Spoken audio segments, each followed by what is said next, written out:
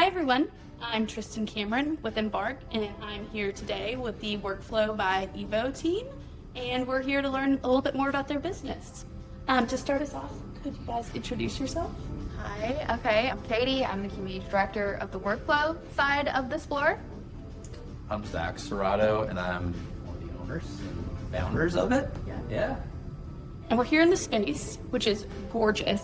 Can you tell us a little bit about the business and what you're trying to accomplish? Well, the business is brand spanking new. We opened on Thursday, so we're meeting a couple within a week of us opening. We're 5 days old. 5 days old. Yeah. So Workflow's a co-working space. I think it's a relatively new term to Little Rock occupants. So co-working is private offices with shared amenities and shared spaces.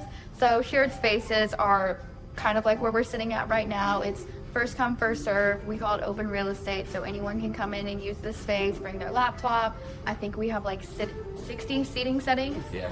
And then shared amenities is the idea of we provide coffee, drinks, snacks, mail and packaging services, printing. So everything you would have in a traditional office, except we're in charge of it, we're paying for it, we're making sure it doesn't get broken. So our goal is for the people that come in here, they get to like plug in, start working, and then when they need those services, they're there, but they don't have to worry about those services or pay for those services.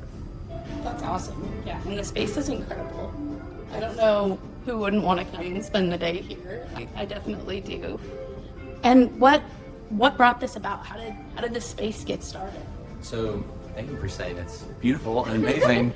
The by Evo part is kind of our parent company is Evo Business Environments. So we are specialists in designing workspaces. We have 8 interior designers on staff, and so we know a thing or two about like designing a good workplace. Mm-hmm. But we're usually working, either collaborating with like an architecture and design firm, or oftentimes we're working for a client, like a big corporation who wants to redesign their headquarters or their office. And so we have never really been able to be our own client and design something for people that we're gonna see every day. So that's this new exercise, and I think that's one of the things we're most excited about, especially our designers, is they've designed settings and then we get to watch people use them and we get feedback from them on like, do you like it? What's not working? How can we adjust? Mm-hmm. So it's all really new, but exciting. That's really cool. So the businesses almost feed each other. Yeah. Mm-hmm. Yeah, That's exactly. awesome. Yeah. They tie in really well. Nice. So that explains your path here on the Evo side. How did you end up here in this place? Yeah, absolutely. So my background, I spent about 3.5 years at Ledger in downtown Bentonville. So Ledger was the first co-working space in Northwest Arkansas. It's about 240,000 square feet, and I actually met Zac like 5 years ago because Evo was the company that did all of the furniture in our space. So we got to work really closely together, go on several different like showroom tour trips to see the kind of furnitures and settings that were going to go into our space. So we've been working together for like 5 years. Yeah. And then about a year and a half ago, 2 years ago, I sat down with Zac and was like, hey, like Ledger's kind of coming to a natural end. We're almost fully built out. I want to move on to the next thing. And like, I loved working with you guys. Let me know if you guys ever have anything come up, but I'm just like super open to building the next cool thing. And less than a month later, Zac called me and was like, we actually have a really cool thing that we're working on. It's a co-working space. An amazing opportunity. So you've been working then on really building this out for the past year and a half? It's been a long time, yeah. So I think we visited the space for the first time 2 years ago, and our company's 13 years old, and we grew really fast in those 13 years. And so we started off in a very, very small space with somewhere between 3 and 5 employees, and in the last few years we were still in that space with 15 employees. Oh, wow. So we were jam-packed in there, and we had been looking for space, and we visited this building and just fell in love with the view.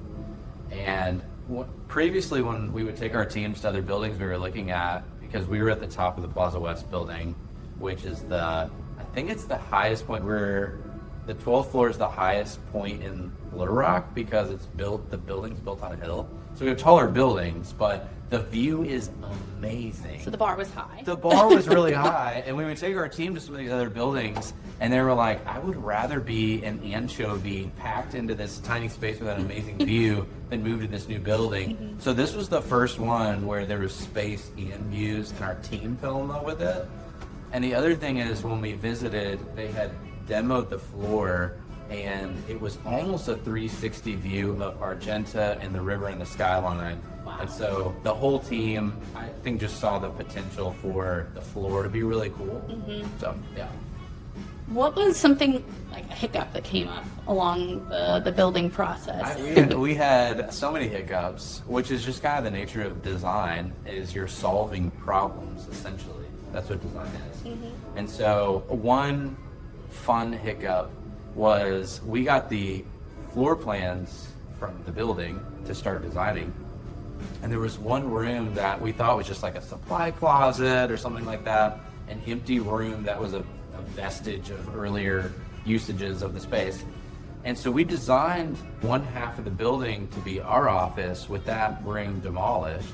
And then we found out that it is actually the place where we have some satellites and stuff on the roof where all that cabling goes to, and they were like, you cannot demo that room. So it was a critical like space that we needed, so we had to flip-flop our plans to the other side of the building. So that was one, like, we put a lot of design work into that first iteration, and then we had to make a big adjustment when we found that out. But there was a dozen of those, right, along the way. But it was fine. I think each time one of those came up, it was just like, okay, well, how do we solve this? Yeah. That's interesting. I mean, because you have the hiccups that are just naturally going to occur when you're designing and like physically building out a space. Yeah. But also the hiccups that come along with just like building a business and running into things that you've learned from. Yeah. I mean, there are like daily hiccups, right? Like schedule conflicts and like an appliance goes out. We got to get that thing fixed. Or we just learned the other day, like if we have our keg plugged in and we start running the microwaves, it's gonna like. It blows a circuit. I know, such first world problems. So our Yeah. keg is going to be but very important. Yeah, wait, the keg's important. We got to keep that thing. Yes. Yeah. Okay, so if people come here, they've got a space here, is like the keg just available, or how does that work? Absolutely. I mean, it's not out right now, but if it's out, like it's yours. We kind of have like my policy is always never say no, say maybe or we'll figure it out. So if the keg's out and like we're using it, like we want our members to use it. We just had a bunch of meetings this morning and people left food and they're like, we don't want to throw it away. I'm like, great, we can take care of it for you. We've had members all day snacking on bagels from like leftover meetings. We have our own snacks for people. We really like to take care of the people that come use our space. That's awesome. Yeah, I think the goal is we want to be good hosts. Like our business is all about hosting people who are here to do work and lessening the friction that they have so they can focus on their work. So whether that's like lots of settings that support that, or it's amenities like snacks that are set out so that they literally, if they have 5 minutes between meetings, they can come out and get their bagel and go right back to work. Like that's what we want to do for them. If it's, I want to get a coffee and sit for an hour and chill, we want to do that for them. It's, whatever they need to do good work. Yeah, that makes sense. There's lots of really cool little spaces. That's one of the things I really love about here. It's just all of the little places that I can imagine so many great conversations being had. We're like, hey, I've been sitting at my desk, and even though the offices are amazing too, sometimes you're just like, I need a break, and you're able to come out and enjoy the views. That's right. Talk to us a little bit about how do you want the business to grow over the next year? Where do you see this a year from now? Do you see it full? And we would love to get to a place where we have to brew 2 pots of coffee in the morning. Goals? So our hot coffee machine brews like 1.5 gallons of hot coffee at a time. It's about 20 cups of coffee. And we're like, man, wouldn't it be cool if we had to brew 2 of those? We would love to get to a place where we need 2 pots of hot coffee because we have 40 people in here that need to work and are looking for coffee and to refuel. Honestly, like the first year or two, our biggest goal is to kind of, show Little Rock what co-working is. It doesn't really exist. It kind of feels like an overwhelming thing to kind of describe in an email. We just had a tour this afternoon, and I'd been emailing back and forth with this woman for a couple days now, trying to explain. And I walked around the space for like 20 minutes, and it just finally clicked. And she goes, oh my gosh, that makes so much sense. Like, I love this. This makes so much more sense in person. I'm like, great. I'm so glad you came in. So our goal is to get people to come in, to walk them through the space, because it truly is a new concept to this area, but it is like a new concept to workplace still. Like the first co-working space opened up maybe 10 years ago. So in a culture of like ever-changing workspace models, it's still a really new one. Yeah.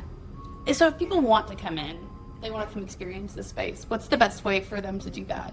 Bella, we have had Yeah. so many walk-ins just come off the elevator. Like, we love being like the most hospitable people in the neighborhood. So really, Bella, It can feel a little intimidating, especially if you have work to do and you haven't been in the space. And so for a first-time visitor, our goal, if you want a tour, there's always someone at the reception desk, and everyone's trained to like show how the space works. And then usually if it's your first time, we want you to experience working here. And so we usually leave the space open. So your question was, if somebody wants to use the space, what do they do? Yes. And the answer is, they just need to come in. And so it can be intimidating, especially if you have work to do. Like, I don't know how the space is going to work. I don't know like what I'm allowed to do, what I'm not allowed to do. We always have someone at the reception desk ready to give tours and kind of an orientation on how it works.